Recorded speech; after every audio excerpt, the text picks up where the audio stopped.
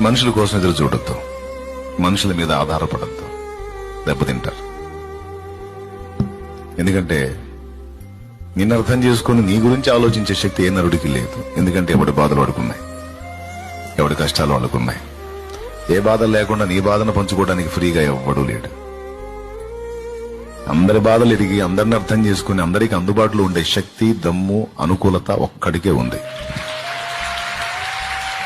యేసయ్యకే ఉంది.